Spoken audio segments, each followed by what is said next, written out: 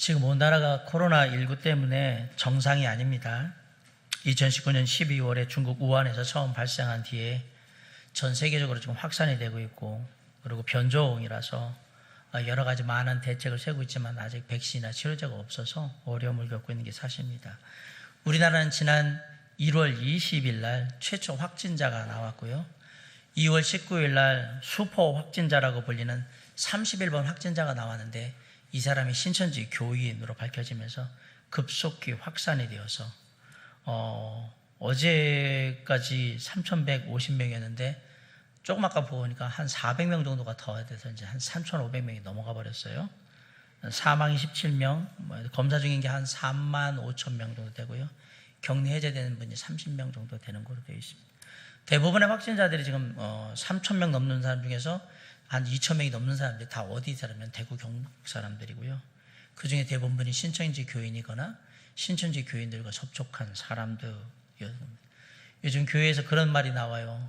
코로나 바이러스에 확진되면 신천지 아니냐라는 이런 얘기까지 들을 만큼 우리나라에 25만 명이 있다고 그러니까 200명 중에 1명은 신천지입니다. 그만큼 심하게 많이 신천지 왕국을 만들려고 했는데 이런 일이 벌어져서 얼마나 신천지 사람들은 안타까워할까 모르겠지만 우리는 잘 됐다고 생각을 하고요.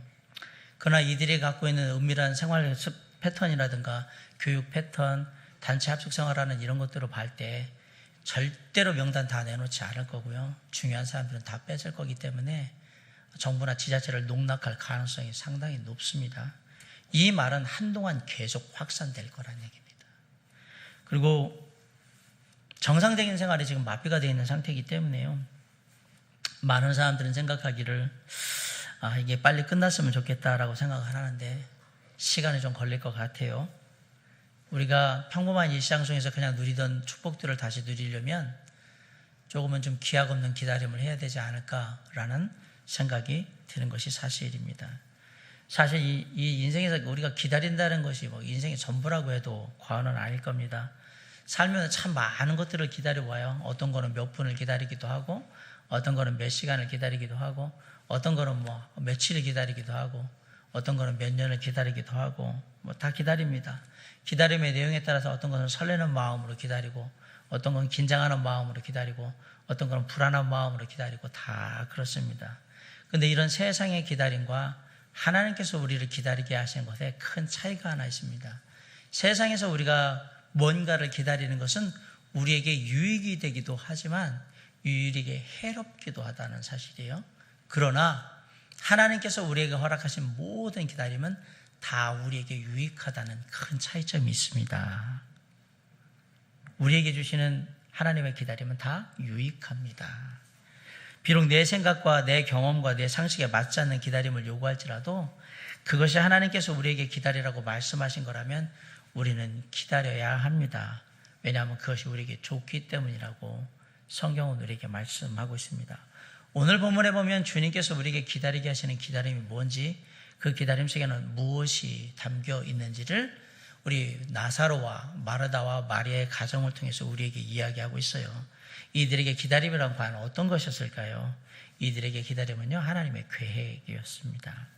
당시 나사로가 살던 곳은요, 베다니 마을입니다. 예루살렘에서 약 2km 정도 떨어진 곳인데요.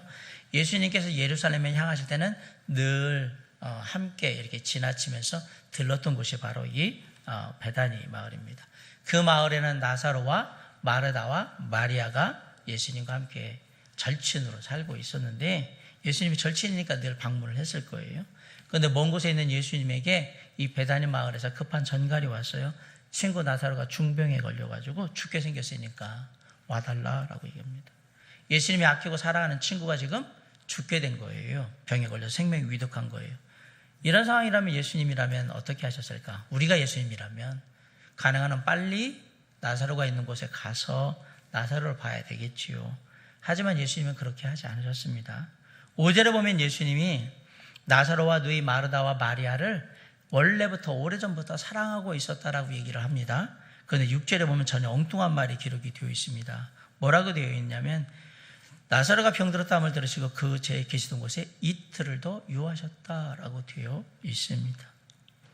지금 만사를 제쳐놓고 베단에 있는 나사로에게 가도 모자랄 판에 예수님이 이틀을 더 있던 곳에서 지체하셨다라고 되어 있습니다.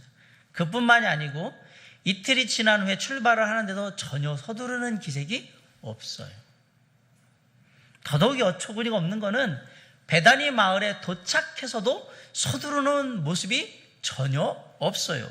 그리고 그냥 마을에도 들어가지도 않아요. 연거푸 마리아와 마르다가 급하게 예수님을 만나러 와서 나왔는데도 불구하고 예수님은 마을에 들어가지 않고 그 자리에서 마르다와 마리아를 만납니다. 급하게 달려와서 예수님을 맞는 마르다와 마리아의 모습, 그리고 마을에도 들어가지 않고 있는 그곳을 계속해서 마르다와 마리아를 만나고 있는 예수님의 모습이 아주 대조적으로 이렇게 비교가 되고 있는 것을 보게 됩니다. 모든 일에 있어서 참 우리에게 생각보다 놀라운 것들을 많이 이루셨고 깊은 생각을 가지고 계신 예수님이 왜 이렇게 하셨을까? 이거는 다분히 의도적인 예수님의 행동입니다. 예수님은 지금 일부러 시간을 지연시키고 있는 거거든요. 당시 유대인들의 관념에서는 죽은 지 3일 동안까지는 이 영혼이, 죽은 영혼이 죽은 시신 위를 떠돌고 있다라고 믿었어요. 그러니까 예수님이 그 전에 와서 3일 안에 와가지고 만약에 죽은 나사로를 살려내면 사람들이 뭐냐, 예수님이 살려냈다고 하는 사람들이 있지만 반면에 어떤 사람들이냐면 그 죽었던 영혼이 다시 들어와가지고 살아났다라고 믿을 가능성도 있기 때문에 안 하시는 거거든요. 예수님의 능력으로 살아났다라고 사람들은 생각하지 않는단 말이에요. 그들의 신앙에 그렇게 되면 아무런 유익이 없습니다. 그래서 예수님은 의도적으로 시간을 기다리는 겁니다. 언제까지? 4일이 될 때까지. 사람들이 완전히 죽었다라고 그렇게 확신할 때까지 기다리시는 거예요. 4일 후가 되면 이제 시신이 부패하기 시작하고 누구나 이제 나사로는 완전히 죽었다라는 사실을 인정하게 되는 거예요. 15절에 보면 예수님의 장례식 현장에 있지 않음으로 인해서 기뻐하셨다. 이게 너희들한테 좋다라고 얘기를 합니다. 무슨 말씀입니까? 지금 제자들도 그다음에 마리아도 마르다도 예수님을 믿고 따르지만 그들의 신앙이 아직 온전한 신앙은 아니라는 사실이고요. 이런 일들을 통해서 예수님은 정말 지금 믿고 따르는 그들의 신앙이 좀 더 온전한 신앙, 굳건한 신앙, 확고한 신앙이 될 수 있도록 돕기를 원하셨던 거예요. 이들의 신앙의 연약함을 알고 있던 예수님이 선택한 방법이 바로 이거였던 겁니다. 그래서 친구인 나사로가 죽는 것은 개인적으로도 슬프고 가슴 아픈 일이지만 그야 뭐 당신이 가셔서 그냥 고쳐서 살아나게 하면 다행인 일인데 멀리 생각할 때는 지금 이렇게 시간을 끌고 의도적으로 지체를 해가지고 일을 이루어야만 그들의 신앙에 유익을 줄 수 있기 때문에 그래서 일부러 이렇게 지체를 하고 기다리게 하셨던 것을 보게 됩니다. 이게 하나님의 시간표와 인간의 시간표의 차이점. 사람들은 항상 얘기해요. 지금, 당장, 즉시, 빨리 뭔가를 이루어달라고 자꾸 얘기를 합니다. 그런데 하나님 보실 때요, 무조건 빠른 게 능사는 아닙니다. 물론 하나님께서 바로 즉시 이루어 주시는 경우도 많이 있습니다. 하지만 하나님께서는 무조건 서두르지 않고요, 하나님의 때를 항상 기다리도록 맞춰주셨다는 사실을 우리가 생각해 봐야 합니다. 가장 중요한 때, 가장 좋은 때에 하나님이 이루신다라는 사실이에요. 우리가 기도할 때 하나님께서 즉각적인 응답도 이루어 주시지만 오래 기다리게 할 때도 있어요. 왜 그렇게 하실까요? 그때가 아니라 하나님의 가장 좋은 때, 가장 좋은 곳으로 이루어 주실 때가 따로 있기 때문에 기다리게 하시는 것들을 우리가 기억해야 합니다. 그런데 사람들은 하나님의 이러한 기다림 속에 담겨있는 계획을 모르기 때문에 당장, 빨리, 지금이라고 계속 외치고 있는 거예요. 우리의 신앙 속에서도 종종 우리는 이런 태도를 보여요. 하지만 하나님의 주권을 인정하고 하나님의 때에 나 자신을 맞춘다고 하면 기다릴 수 있는데, 그것이 아니라 그냥 나의 때, 하나님의 때가 자꾸 이루어지기를 원한다 그러면 우리는 조급하게 되고 기다리지 못하는 그런 모습이 되게 되는 겁니다. 인생을 살다 보면 차라리 늦을 때가 더 좋을 때도 참 많았던 것 같아요. 성경에도 그런 사람들이 참 많아요. 우리가 잘 아는 창세기의 아브라함을 보세요. 믿음의 조상 아브라함은 100세에 이삭을 낳습니다. 그런데 아들을 낳으리라는 약속은 75세에 받습니다. 아들을 낳기까지 몇 년을 기다리냐면 25년을 기다렸습니다. 기다리는 거예요. 참 힘든 시간이에요.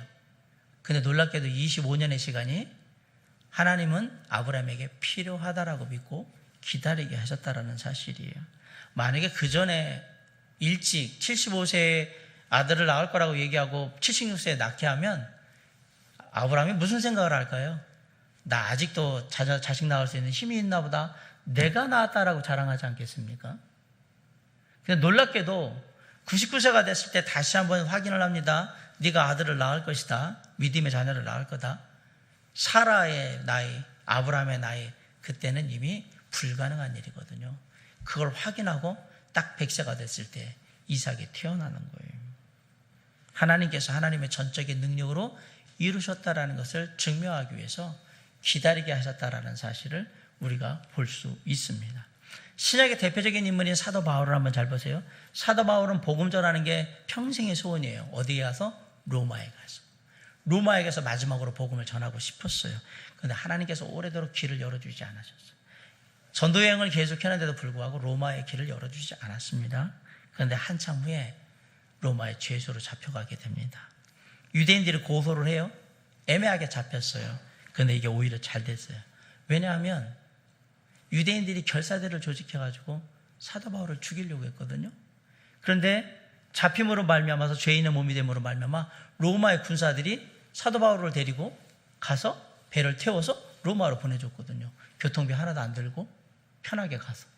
그리고 뭐 했습니까? 로마에 가서 귀족들을 만나서 복음을 전하므로 로마를 복음화시키고 세계를 복음화시킬 수 있는 그 시작들을 이루게 합니다.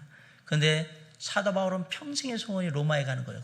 복음을 전하 계속 기도했는데 하나님께 그 길을 열지 않고 기다리게 해주고 마침내 그 길을 열어주셨습니다. 사도 바울의 인생을 보면 하나님의 타이밍이 얼마나 절묘한지를 우리는 알 수 있는 거예요. 우리가 늦었다고 생각하는 것이지 하나님이 늦으신 것은 결코 아니라는 사실입니다. 하나님의 시계는 정확합니다. 우리가 괜히 조급하게 생각하는 거고요. 우리 마음대로 생각하는 거였던 거예요. 기다리며 지체하는 것 같지만 하나님은 가장 좋은 때를 분명히 맞춰 주신다라는 사실이에요.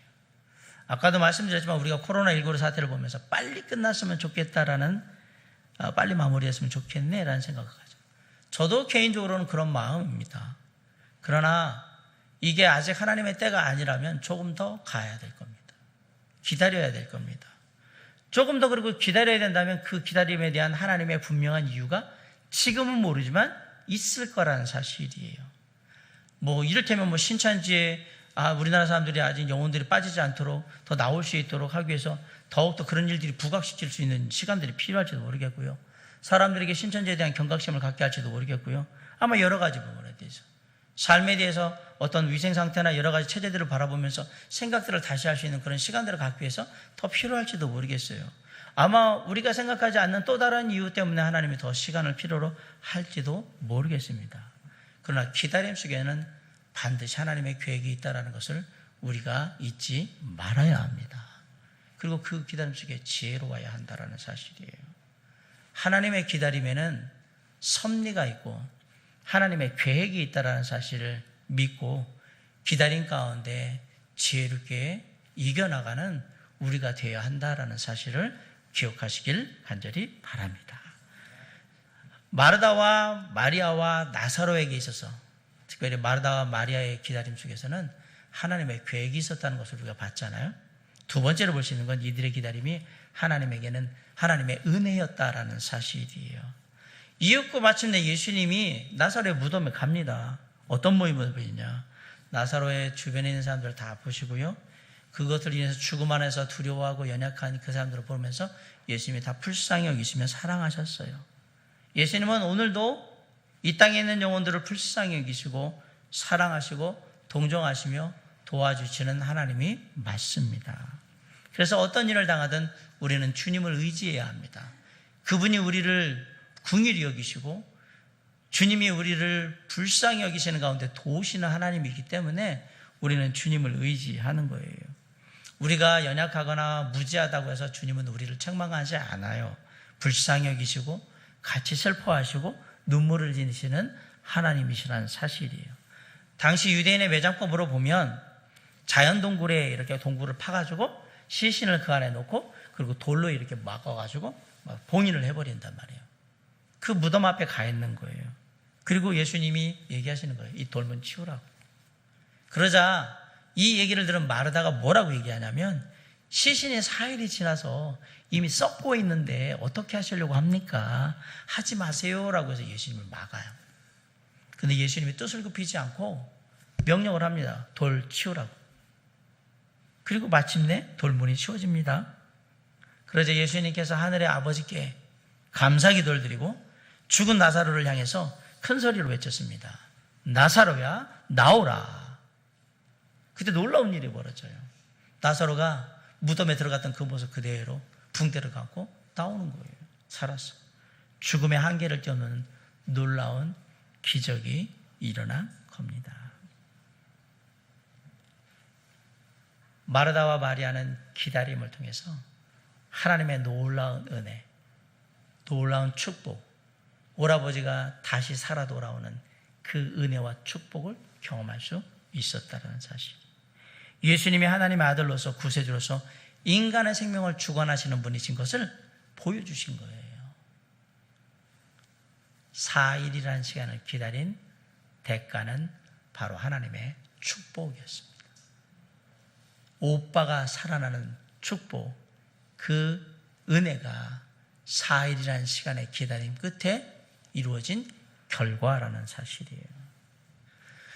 우리가 하나님의 때를 믿고 무조건 기다려야 되는 이유가 뭡니까? 하나님께서 그때까지 무조건 이루실 거라고 믿기 때문에 그래요. 이것이 하나님의 때라면 하나님께서 반드시 이룰 거라고 우리가 믿기 때문에 그래요. 우리가 하나님의 시기를 잘 알지 못하거나 우리가 하나님의 뜻을 생각할 때 그 뜻이 맞지 않으면 하나님께서 그냥 기다리게 하시는 거예요. 그 시기를 맞추거나 우리의 뜻이 바뀌어서 그 적절한 시기에 그것을 이룰 수 있도록 우리의 생각이 바뀌거나 그럼 기다리게 하시는 거예요. 자, 하나님은 우리의 마음에 소원을 갖고 이루기를 원하시는 분입니다. 그런데 우리가 최선을 다해서 어떤 일을 해요? 그런데 그 일의 결과가 나질 않아요. 그것은 아직 때가 아니라는 얘기예요. 나는 된 거라고 생각하는데 하나님은 아직 아니라고 생각하는 거거든요. 그래서 우리에게 뭐라고 얘기하냐면 기다리라고 얘기하시는 거예요. 때가 되면 내 뜻과 내 생각이 아닐지라도, 맞지 않을지라도 하나님께서 다 하나님의 때에 이루어 주실 겁니다. 저와 여러분의 기다림에 하나님께서 응답하실 것을 믿으시기 바랍니다. 왜냐하면 우리 하나님이 좋으신 하나님이기 때문에 그렇습니다. 살다 보면 하나님의 역사하심을 기다리면서 기다린다는 사실이 쉽지 않아요. 왜? 사람의 많은 것들이 우리의 기다림을 방해하기 때문에 그래요. 그래서 많은 사람들이 기다림을 포기했던 거예요. 그 기다림의 순간에 돌아서지 마시기 바랍니다. 주님을 의지하시기 바랍니다. 진정한 믿음의 역사를 통해서 기다리면 저와 여러분의 기다림에 하나님께서 반드시 마지막에 이기는 모습으로, 승리하는 모습으로 우리에게 허락해 주실 겁니다. 지금 현실의 모습들을 보라보면 암울하죠. 고통스럽죠. 답답하죠. 그럼에도 이 시간들을 우리가 기다리며 이겨나가는 이 이유는 하나님을 믿기 때문이고요. 주님께서 우리에게 허락하실 일들의 그 놀라운 결과를 우리가 소망하기 때문에 나아가는 겁니다. 사랑하는 성도 여러분, 우리의 기다림이 마침내 삶의 축복이 되고 은혜가 되고 열매가 될 때까지 잠잠히 기다리셔야 합니다. 기다림의 끈을 놓으시면 안 됩니다. 하나님이 우리를 기다리게 하시는 것은요, 우리를 거절하셨다는 뜻이 아니고, 하나님이 우리를 기다리게 했다는 얘기는 우리에게 무관심하다는 뜻도 아닙니다. 하나님이 우리를 기다리게 하는 것은 우리를 사랑하지 않는다는 뜻도 아닙니다. 하나님이 우리를 기다리게 하신다는 것은 하나님 방식의 거친 터프한 사랑의 방식인 거예요. 힘들게 우리가 사랑을 알 수 있도록 해주시는 것뿐이에요. 그리고 하나님이 우리를 기다리게 하시게 한다는 얘기는 결국 삶의 은혜와 축복이 예비되어 있음을 알라고 사인을 보내주시는 겁니다. 우리는 지금 당장 한순간 바로 여기밖에 모르지만 하나님은 우리의 모든 앞날을 다 알고 계신 분이거든요. 나사로의 사건을 봐보세요. 그 사람들은 당장이라고 생각을 해요. 그런데 하나님은 4일 후에라고 생각하시잖아요. 하나님은 언제나 우리에게 좋으신 분입니다. 그리고 우리에게 언제나 유익을 주시는 분입니다. 하나님을 기다리시되, 하나님의 때를 기다리되 낙심하지 마시기 바랍니다. 소망을 가지고 기다리시기 바랍니다. 불평하거나 원망하지 말고요. 할 수 있거든 삶의 모든 것들이 그 기다림 속에서 감사의 제목이 될 수 있으면 참 좋겠습니다. 개인적으로는 코로나19로 인하여서 안타까운 마음도 있지만 새롭게 감사하고 감사하는 것들이 있어요. 뭔지 아세요? 별일 없이 일어나가지고 밥 3끼 먹고 사람들 만나고 때로는 여행도 가고 사람들 커피도 마시고 자유롭게 아무 데나 가고 버스도 타고 지하철도 타고 한 번도 그것이 감사한 제목이라고 축복이라고 생각 안 하셨죠? 안 하셨죠? 하나님이 근데 축복인 거 알려주시잖아요. 여러분, 오늘도 많은 분들이 여러 가지 사정으로 예배를 빠졌습니다. 우리가 아무런 일상에 아무런 제약이 없이 주님 앞에 나와서 예배 드린다는 게 축복이라는 생각을 다 잊고 있었잖아요. 이게 아니었으면 우리가 이 생각 했겠는가 한번 생각해 보세요. 그냥 뭐 하면 되는 거지. 아니요, 일상에 별 볼 일 없는 삶 같은 그 모든 것이 다 주님의 은혜였던 겁니다. 그거 아십니까? 마스크 살 걱정 안 하고 돌아다니는 그때가 하나님의 은혜였던 겁니다. 저는 이 코로나19가 우리 믿는 자에게 영적으로 정말 가락한 우리에게 정말 하나님의 은혜가 뭔지 축복이 뭔지를 알려주는 또 반면교사를 하고 있다라고 봅니다. 예배 드리는 게 얼마나 축복인지, 그냥 일상적으로 아무런 생각 없이 그냥 막 이렇게 생활했던 게 얼마나 큰 축복인지, 거기다가 우리들은 하늘의 소망까지 갖고 있잖아요. 지금 잘 보세요. 사람들이 죽을까 봐 얼마나 두려우며 막 난리를 치고 있는가. 사실 그만한 일도 아니거든요. 이거보다 더한 일도 많고요. 사고로 죽는 사람들도 많고 많은 죽어요. 근데 봐보세요. 감기 바이러스 하나에 온 나라가 그냥 난리가 났잖아요. 다 죽을 것 같이 막 난리를 하고. 어느 곳에 가면 그냥 사람들 이방인 외부 사람들 오면 막 이렇게 보면서 혹시라도 풍기지 않을까. 언제 그랬어요 우리가? 안 그랬는데. 잘 보세요. 우리가 아무런 스스럼 없이 그렇게 지날 수 있었다는 것이 엄청난 하나님의 축복이요 은혜였던 겁니다. 일상의 삶을 전혀 하나님의 은혜와 축복으로 누리지 못했던 우리에게는 이 일이 그렇게 생각하면 안 되는구나를 알려주는 아주 중요한 교훈인 거예요. 아울러 교회에 대해서는 많은 분들이 얘기합니다. 이제 교회가 붕괴가 될 겁니다. 자, 지난주에 제가 광고 드렸어요. 아프시거나 너무 불안하신 분들 오지 마세요. 오늘 말씀드렸어요. 일부 예배라도 드리세요라고 했어요. 자, 다음 주에도 그러고 그 다음 주 그러고 이게 길어져가지고 3월 한 달 내내 해서 예배를 한 달, 2주, 한 달, 뭐 2달 막 빠진다고 생각해 보세요. 나 예배 이제 해도 된다고 그러는데 나 불안해. 계속 빠진다고 생각해 보세요. 2가지 현상이 나올 거예요. 교회를 그냥 떠날 겁니다. 이건 제 얘기가 아닙니다. 이 코로나19로 인하여서 교회가 붕괴가 될 겁니다. 또 하나는 뭐가 일어나면 오늘 제가 말씀드린 대로 우리가 정말 하나님을 예배하고 하나님을 찬양하고 이렇게 아무런 문제 없이 만나는 게 진짜 하나님의 축복이라고 생각하는 사람들은 때가 갈수록 더욱 모이기를 힘쓰는 일이 벌어질 겁니다.